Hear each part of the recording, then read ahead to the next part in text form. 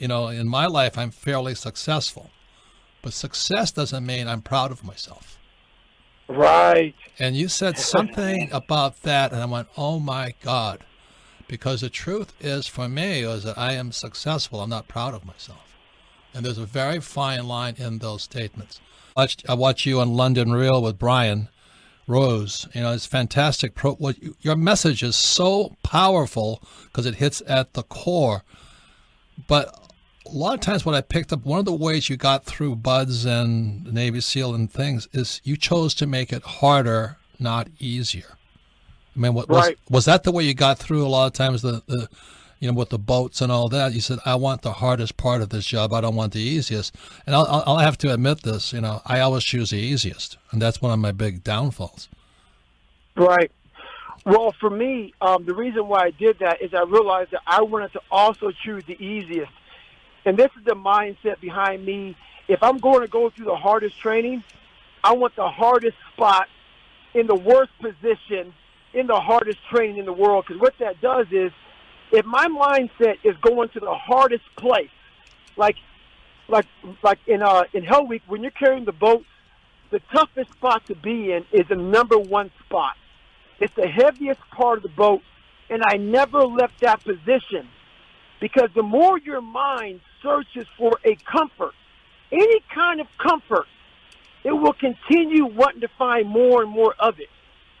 But the way I train my mind is, I want to find the hardest location known to man.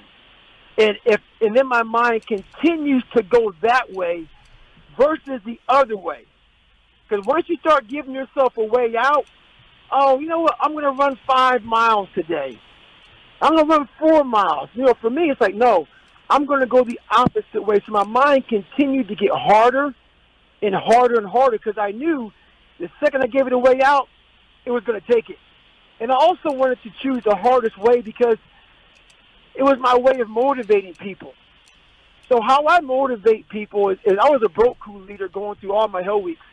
And how I motivate people is give me the suckiest mother thing on the planet Earth and watch me excel.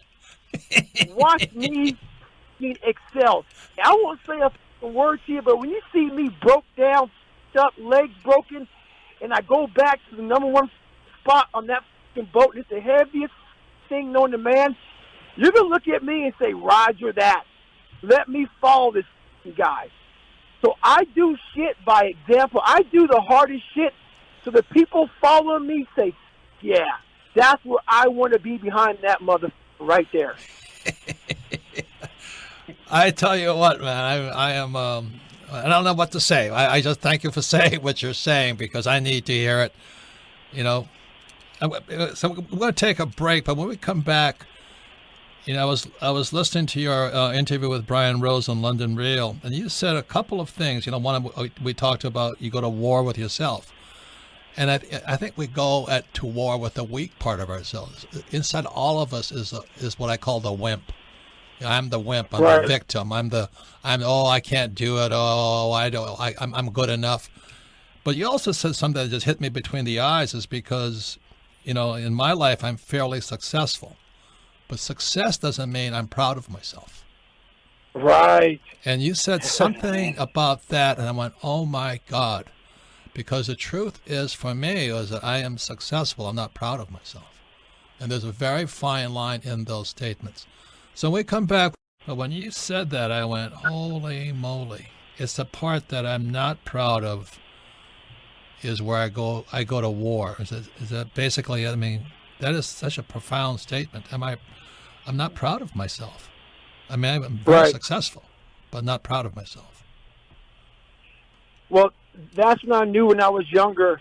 I was very fortunate to have a horrible life. People say, why the hell it made me think a lot.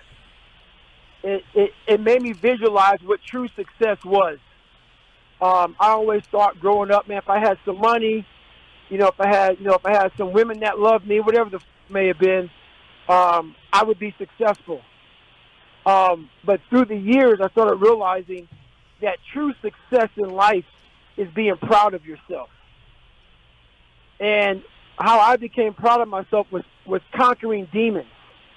There's a lot of people that I talk to nowadays who email me who are billionaires, millionaires, have everything in the world, beautiful family, beautiful wife, beautiful job, more money than they can count, 8 or 9 homes, 10, 15 high-end cars, and they say, but why am I fucking miserable? I said, what the have you truly done? Not the surface shit.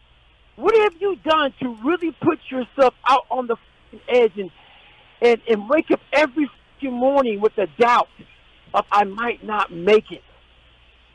Truly, as a man, most men, no matter if you're soft or whatever, what's missing in a man's life is that we are all warriors. We don't want to look at ourselves that way. But if we don't go to war with ourselves and have that one big war, we feel empty. And we don't know why we feel empty. I was fortunate enough to have several wars with myself. And when you overcome yourself over and over again, that's where you start to find that I am proud of myself. And success is not being proud of yourself. Success is, I have a lot of things.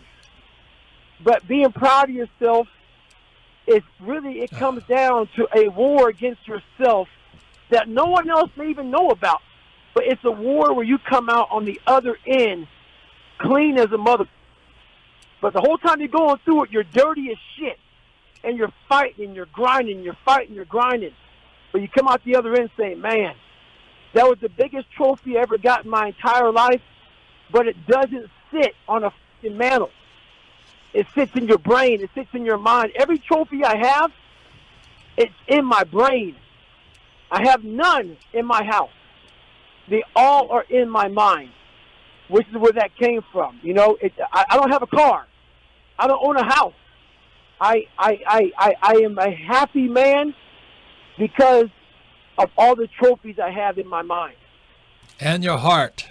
And your heart. Yes, exactly. I do talk a lot of shit because I understand both sides of the spectrum. Callous mind comes from, when you think of callous, you think of tough. You think of, for me, I broke the Guinness Book of World Records for the most pull-ups in 24-hour periods. I did 4,030 pull-ups in 17 hours. Jesus. And in training for that, it took me 9 months. I failed it twice before I finally got it the third time.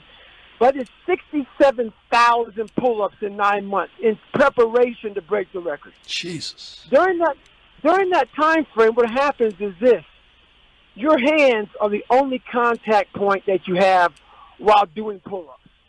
Your hands become extremely callous. Calluses are a protection. So, in my life, I realized when I was growing up, I was the biggest of all time, but I had two different sides. I had a very fake side that acted real tough and hard and nothing bothered me, but the real me was just a lazy, pathetic, everything hurt me piece of shit. And as I was growing up, I became a student of my mind, a student of my weak mind. I said, you know what, man, I wasn't a good student at all because I was lazy, but I wanted to figure myself out. So I was like, you know what, I have to figure this shit out. So like, if I can callous my mind, callous it to the point where things wouldn't hurt me anymore.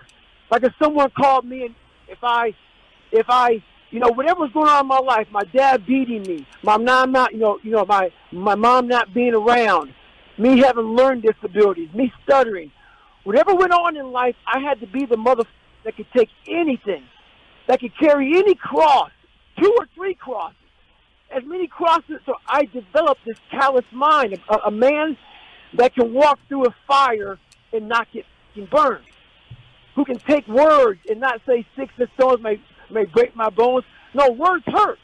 But I want to get to a point where nothing hurt me. So I started to develop myself. I developed myself. It wasn't about money. It wasn't about fame. It wasn't about women.